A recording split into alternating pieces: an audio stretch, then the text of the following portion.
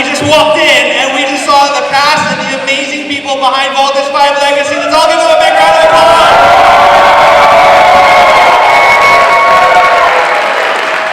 Thank you very much. I just love the Comic-Con energy. First off, my name is Gino Claymore. I'm kind of the host. I'm not really the host. I'm here more of as a fan.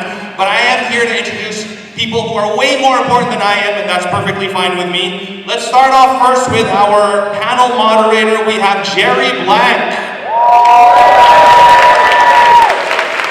Alright, so Jerry Blank is the CEO of Dogu Publishing. Now Dogu, an entertainment publishing powerhouse, bolts in with GMA Network as they unveil Voltes 5 Legacy, the live-action adaptation of the popular Japanese 70s anime at the San Diego Comic-Con 2023. Now, Voltes 5 yes, that deserves a big round of applause. If I'm not mistaken, the first Southeast Asian TV show to actually make it to San Diego Comic-Con, so yeah. Now, of course, Voltes 5 Legacy is produced by GMA Network in collaboration with Telesuccess Productions and Toei Company. Now, let me introduce the amazing panel that we have here this morning. Let's start off first with the head of GMA post-production operations. We have Vince Gealogo. Give him a big round of applause. We also have the supervising producer for GMA, Helen Sese. The head of GMA Entertainment Group, we have Lilibeth Razonable. Now, personally, this guy's been telling me all about his dreams of Voltes 5 for the past 10 years, and I'm not even lying to you. We have the director, Mark Reyes. And the guy who basically lives and breathes Voltes 5 as well, supervising producer for Telesuccess Productions, we have Larson Chan. And of course, we have our amazing stars from Voltes 5 Legacy. We have Commander Robinson himself, Gabby Eigenman.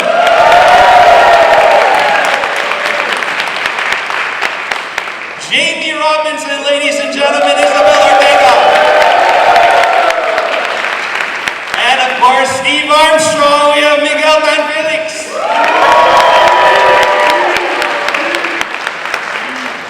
Alright, now I know that there's a lot of excitement going on, but just in case you didn't know, 5 machines, 5 heroes, and an epic story deserves an epic retelling. That's just how it is. The Voltes 5 team are Earth's defenders as they battle a slew of alien enemy invaders. Together, they command an electromagnetic machine known as Voltes 5, and with that, let's all check this out. Nice piece.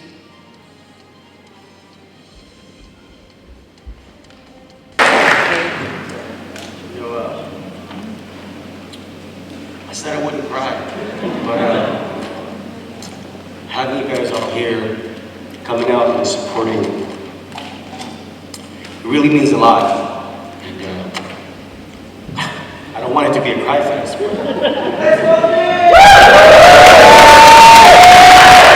very happy and grateful that you guys all made it here.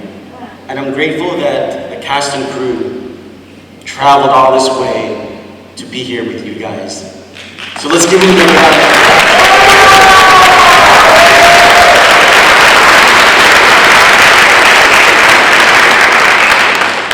So, this show has captivated millions of hearts worldwide, and that's thanks to the amazing work of GMA, Telesuccess, and of course, the esteemed Toei Company. Now, we're not just attending Comic-Con, right? We're at the frontier of history here.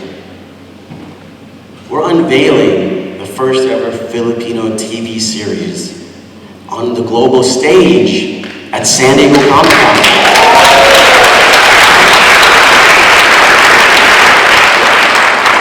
So, to all you guys who are here, and to the millions who will be tuning in later, watching these highlights, I want you to know that you're not just mere spectators, but you guys are an integral part of this landmark moment in our cultural journey.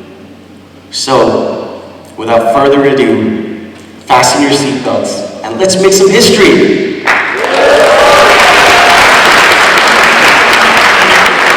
speaking of history, I want to start with Larson from Telesuccess. I'd like to know like the journey of like how Toei came into the picture with you guys and why Voltus 5. Can you talk us through that a little bit? So, hi everyone. Hello. A very, very common question I get is really why Voltus 5, right? Especially when you're not from the Philippines, it's not the first title that you would think of. But when Voltus 5 was first shown in the Philippines in 1977, this was over 45 years ago. Ever since then, it's become one of the most recognizable and beloved anime series in the Philippines, right? You can walk the street and you can sing the Voltus 5 theme song and all the Filipinos will know what you're singing. So when we were thinking about, like, what can we do with the project? And we knew that it has encompassed multiple generations, right? Worthy of the name Voltus 5 Legacy. That's when the first time that we ever thought of, hey, let's do a live action version of Voltus 5. This was way back in 2010, right? But only in 2014, when we were able to build this whole team in front of you today, that's when we were able to bring the project alive. Yeah, I just want to share those things with you. But before we move to other things, I also want to recognize two people here very instrumental to the Voltus 5 project. My father, Larry Chan.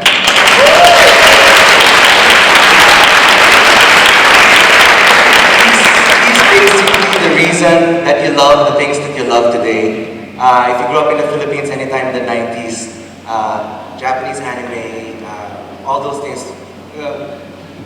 he was the reason behind that. And of course, Naoki Shinozaki, our good friend, and our representative of Toei Company.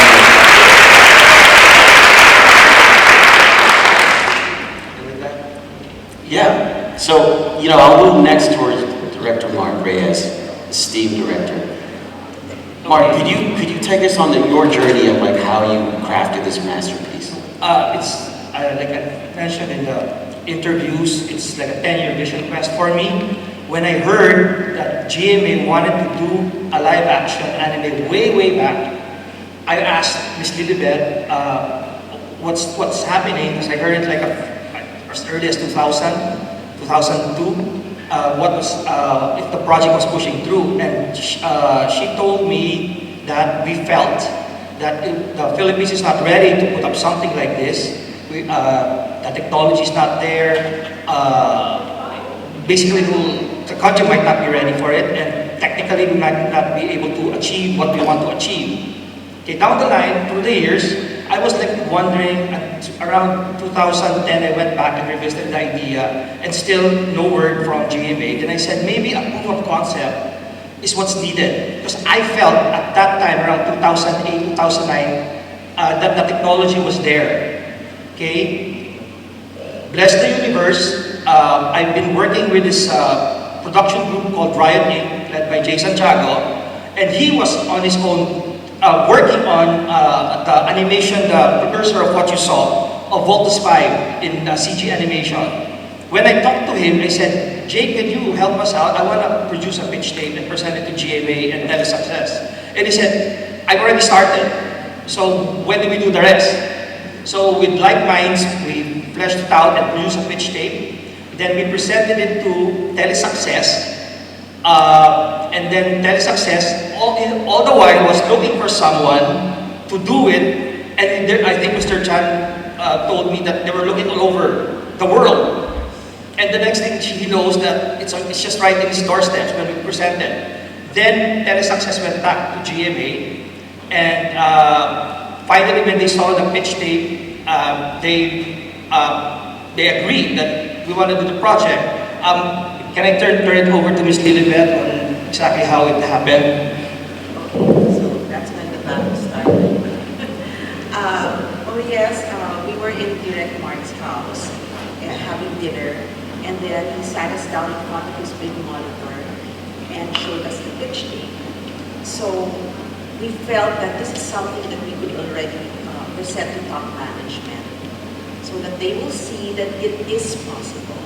So that's what we did. We scheduled a meeting with top management at the boardroom. Direct presented, But at that time, although they were really impressed, they felt that it is going to be such a huge investment, and maybe it would be better as a film. Sorry, a series, not a film, because a series would run long and we would be able to recoup our investment. But that wasn't the end of it. We really had to go push the numbers, study the production, do all the contact all the suppliers, do the timelines, and come up with a business plan for it to really work and convince top management this is something worth investing in. And so we did that for several months. It was a bloody battle. And then we presented the memo, and at the end of the memo, I really specified that this is something that we can do, and if you give us the green light, you will have to agree that we will let you know when we will be ready. So they said yes. And then I went back to Direct Mark, and I always have this favorite line that I tell him, and that's when he will know that it is a go, and it is when I say, be careful what you wish for, Direct. So that's when he knew it was going to happen. Yeah. But you know, the more difficult part is with Helen, who headed the production and all the challenges that went through that whole 3 years of work. This is such a big project that we needed to launch, and the go signal to produce the program was pre-pandemic time. But then pandemic happened. So we were faced with a lot of challenges, enormous challenges. One was limitations to tape on locations, because locations were shut down, minors were not allowed to work, so we had creative limitations as well, because Little John cannot attend taping. So we had to adjust all the sequences, shoot all the sequences of the 4 members without Little John. And then after a year, when the level alert... But Little John is realized. He's not CG. I just waited for you. Yeah?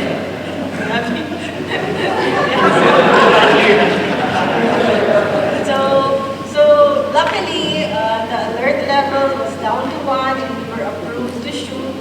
So we started finishing the project, and this is it. We're here at San Diego. You know, us Filipinos, we are very resilient. We are known for our hardworking. We are known being hardworking and dedicated to our project. So that's it. It's the project that you are watching.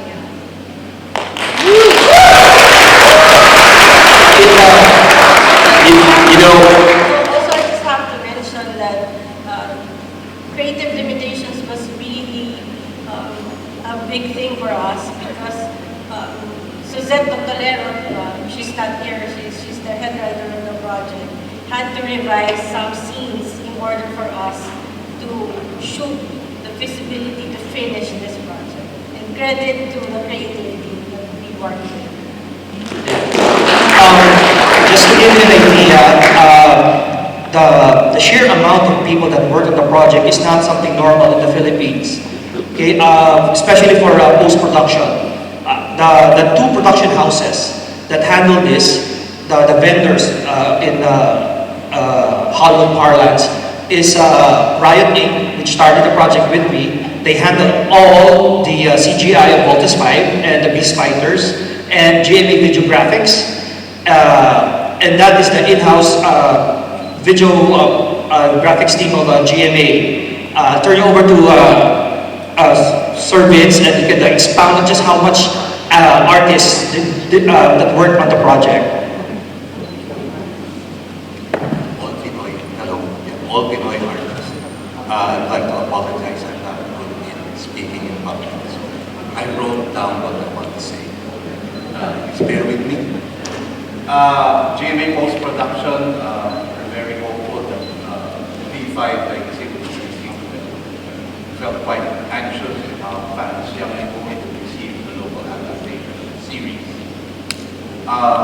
comments from FB that we appreciated the most was the overall treatment and output of the series is by far the best so far in the local series to date.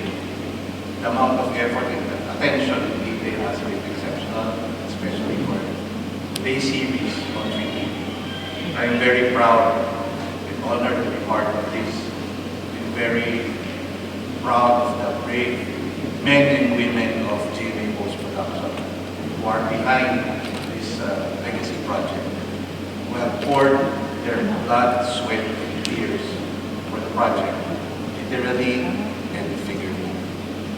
I'm extremely happy that despite the overwhelming work required, we are able to find ways to consistently deliver at a level that still treads beyond expectation. It is a first project for GMA Network where 2 videographics suppliers voted in for this legacy project. In a third world country like the Philippines, it's very seldom for a producer to hire 2 outfits in this expensive, super expensive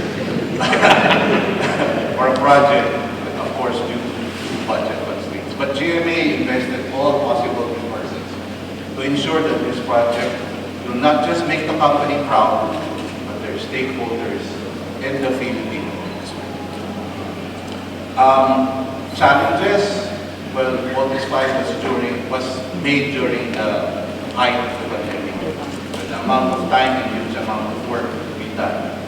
There were changes in the workflows, processes, and graphics works were designed. The viewer work from home setup. That eventually became a hybrid setup for post-production.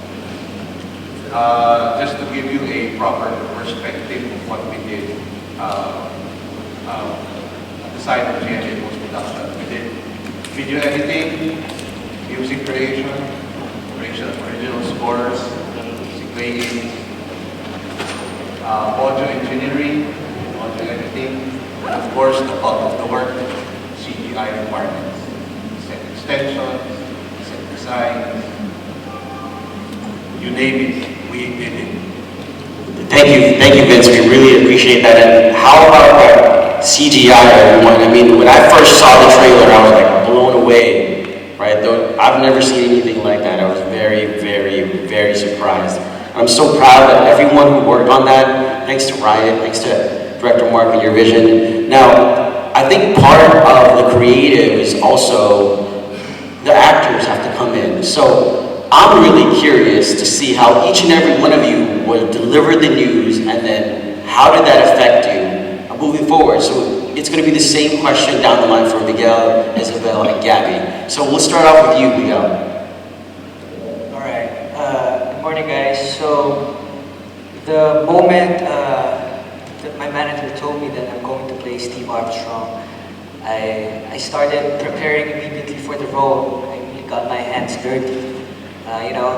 Aside from working out, I read a lot of leadership books, watched male-dominant films like Fight Club, Falling Down by Michael Douglas, and Direct Mark suggested a movie that became my favorite.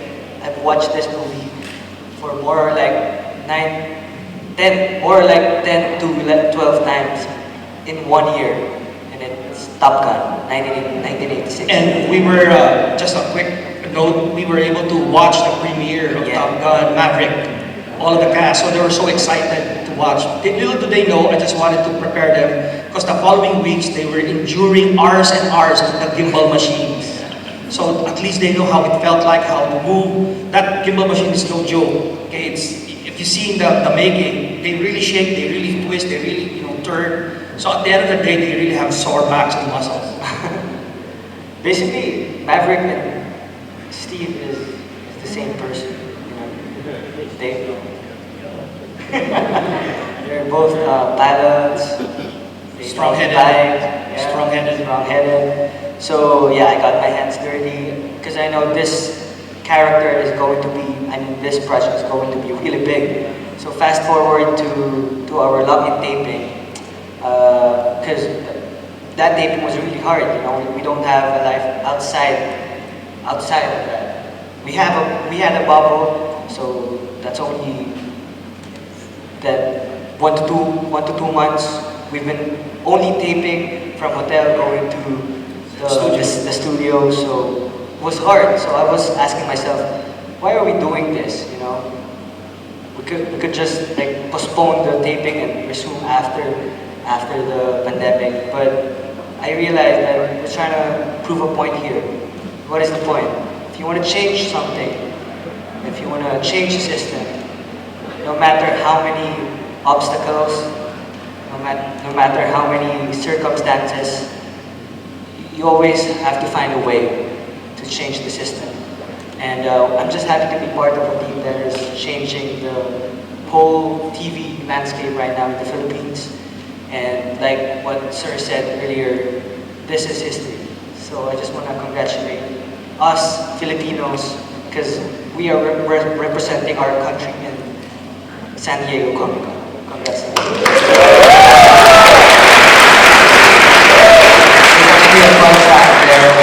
I remember the first day of shoot, the day before we had our first meeting. Miguel and Felix came in, he was completely Steve Armstrong already. He was already pep talking everyone. You remember that? We said we knew that we got the right guy when we met him that day. Good morning, everybody. Thank you so much for being here. When I auditioned for the role of JB, I did not know what I was getting myself into. I mean, in the Philippines, this anime is really a huge thing in pop culture, and I knew about it, but I didn't know what would happen if I got the role of JB. So, well, it's actually up on YouTube. The network uploaded my reaction video of when they told me that I was going to be JB Robinson, and I cried like a baby. And I was just so happy, and I was so happy back then, but I'm even happier now, honestly. A while ago, we were all getting emotional when we saw you guys. Don't start. We were all getting emotional watching you guys moving here, and it really means a lot to us because, first of all, I'm so proud to be a part of this project. I'm so grateful to GMA for giving me the opportunity to prove myself and to really showcase how dedicated I am to this project. So thank you guys. And honestly, we gave our hearts out for this project. And if I were to describe the show in one word, it would be puso. Heart. We gave our heart out for this. So in Tagalog, heart is puso. And I really gave my puso for this.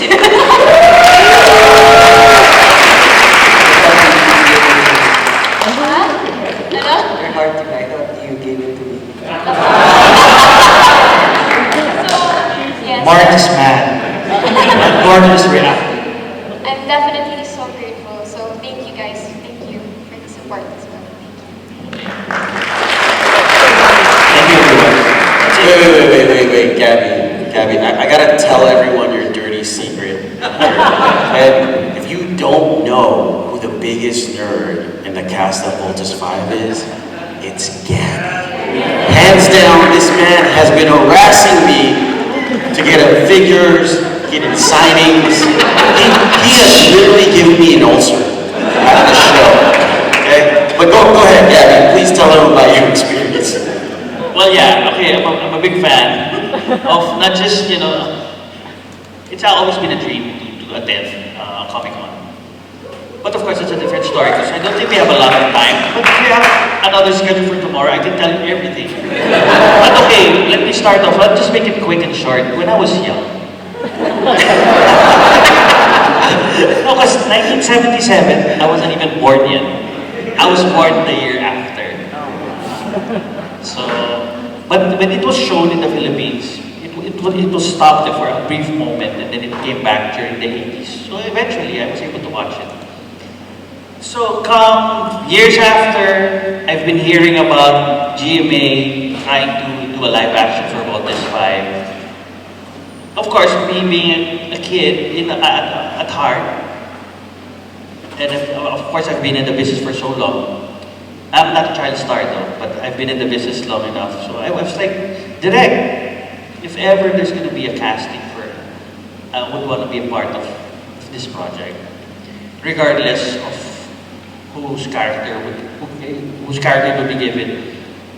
At first, my dream character was Zardos, but that was years ago when I was young. And Zardos is very fresh looking, very, you know, beautiful. For a man, diba? Beautiful.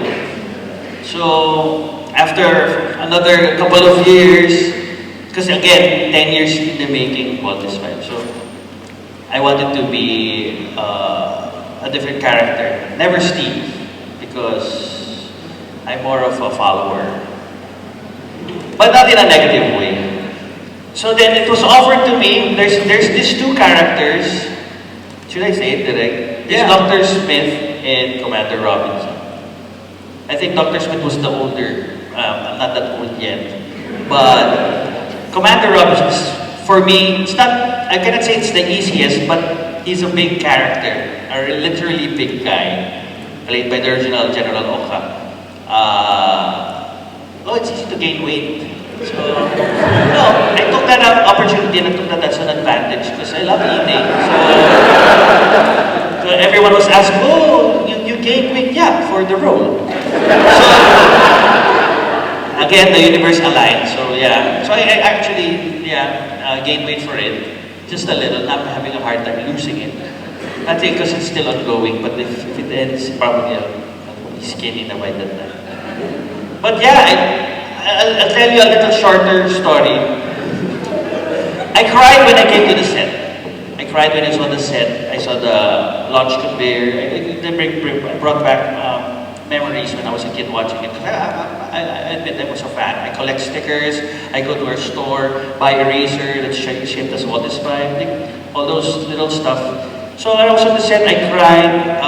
I read the script. I also cried. I'm actually a crier. And thank you, Jerry, you started it. Yeah, I know. And actually, Mark really started it when we were entering here. When you guys entered, I cried. So now it's all going to be on cue. You know, no, for real, guys. You're not getting that exclusive you asked for. This is real. No, this is real. We're very, very thankful. We're very, very proud that all of you guys attended, and we're very unfortunate that there are people outside who cannot come in. It just goes to show that, you know, we've done a good project, we've shown it to the world, and we're finally here in San Diego. Also a dream of me being here one day, and luckily, like bringing Voltes 5, bringing GMA, introducing it to the world. I'm so happy, I'm so proud. And I'm not going to talk again because this is the last time, because I'm going to cry now. Okay, thank you.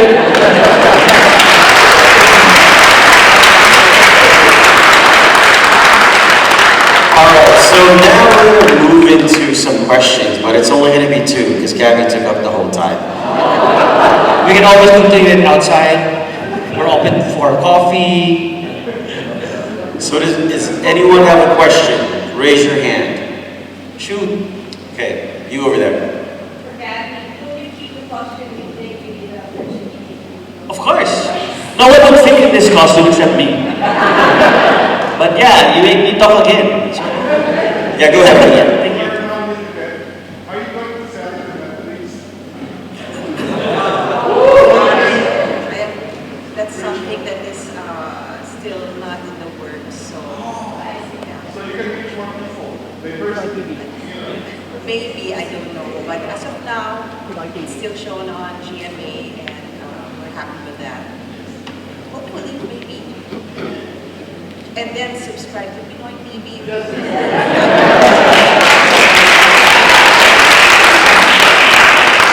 Anyone else?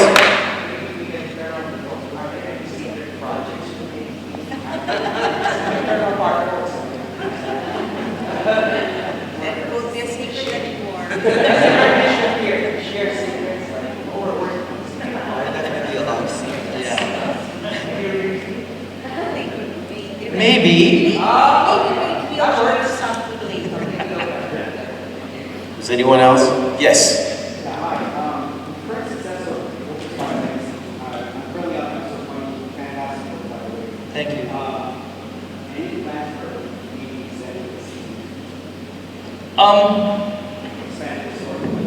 They can't, because, well, you know when you watch the first one. No, I mean, probably wouldn't be part of it, so it's gonna, I don't want that.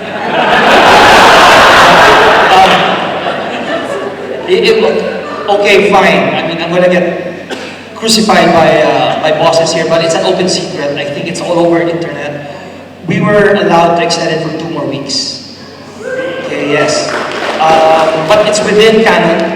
There were so many stories to tell in the anime that we couldn't do everything. So we selected the more interesting ones that had more human interest. Because you get the whole feel of the beast fighter fight. So we felt that we wanted to show more human interest. So there are very interesting storylines that we did. So we extended for 2 weeks. Beyond that, the story of Voltes 5 ends, you know, so there is a finality. So we have to adhere to that. So for future projects, we don't know, there's nothing yet on the drawing board, but be thankful that we are extended 2 weeks. Yeah. One burning question I always wondered was, great Star Wars is here, the cartoons like Alright, Yeah. I always wondered, like when I watched the episodes, what was the reasons behind the choice of having this different character? We wanted to be as real as possible, and if we made Zardos a redhead, might not look good, it might look like Barbie. So we felt that's something close to natural that we can get, and then thankful that we have Martin Del Rosario, who's really a pro at you know he's a chameleon in whatever roles he gets into. He's very comfortable with the wig. So we had so much. Oh, Bisela could tell how many times we tried them different wigs. The wigs won't work with us during some certain days. We shot for 3 years. Okay, the wig has changed so much. I don't know if you notice it. You know, sometimes it agrees to what we're doing, and sometimes it's a bad hair day for Zardos. You'll notice it. Another thing that we kept on changing, just to give perspective, we had to change the costume of Little John 3 times because he was growing it. 4 times. I'm sorry, I stand corrected. Because the kid kept growing. I told the mom, stop feeding him. So. All right, thanks everyone. That's unfortunately that's enough questions. But guess what? We got something else for you. Let me just, if you could avert your eyes to the screen. Lights, please. So, to enlighten you more about why we're showing this to you, I'd like to invite our president publisher, Daniel Fuji, up here to just talk a little bit about what we have in mind going on with GMA. Hey everybody, my name is Daniel Fuji. Thank you very much, Jerry, for the introduction. You know, just sitting here watching everybody react to Voltes 5 and seeing the cast and the crew discuss it, it's really impactful. I think everybody here should be really proud of what they've accomplished. They've truly made history. And one of the people I want to thank for that is Jerry. So Jerry, just to give you a little bit of background info on who we are, why we're here, why we invited them out to Comic-Con, because you might be a little confusing. So Dogu Publishing is a company by Stan Sakai. He has Usagi Yojimbo, Asian American, owned and managed. And we created an imprint with Dark Horse Comics that's all Asian American, you know, owned and run. And we've been really compelled to tell stories of our heritage. And Jerry is from the Philippines, believe it or not. He was born there and raised there until he was 8 years old. So he's had a passion for, you know, coming back and really sharing his heritage. And he went on to work with Stan Lee. So Jerry was one of Stan Lee's main guys. And I'm sure everybody knows who Stan Lee is. And so he's really passionate about you know, bringing things out here. And so we were able to talk to Comic-Con and get the whole cast and crew out here. So it was a very exciting thing. And on that note about bringing and bridging different properties, Dogu Publishing is talking to GMA right now, and we're proud to announce that we will be creating a graphic novel of Encantadia.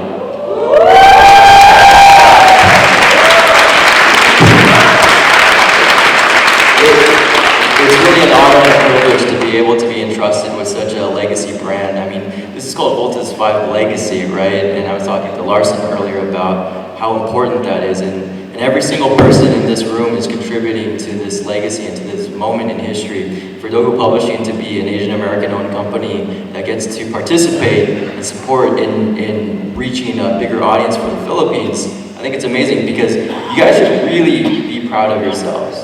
Like really, that trailer, that TV show, that is amazing. That deserves to be seen not only by Filipino Americans, but by everybody around the world. Right? That special effect, that was on point. Right? So, thank you everybody for being here. Thank you for the cast and the crew. Thank you to Telesuccess, to Toei, to GMA. We're very excited, and to leave you on a high note, we have another little Easter egg here. So, thank you very much. Can we hit the lights?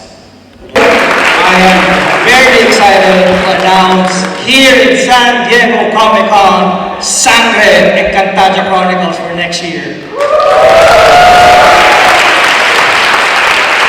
Thank you everyone, you've been a wonderful audience, and I hope to see you guys at the signing downstairs if you were lucky enough to nab one of those wristbands.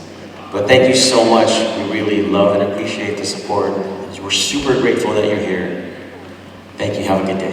Thank you. Honestly, since we got here, will we fill up the place? Will we have at least 10 people attending? That's why when we saw the line this morning, we were like overwhelmed. I can't believe Jerry started crying before Miss Lilibet because I was expecting Miss Lilibet to cry first. So thank you so much. Thank you so much for this really means a lot to us. Maraming salamat po at mabuhay.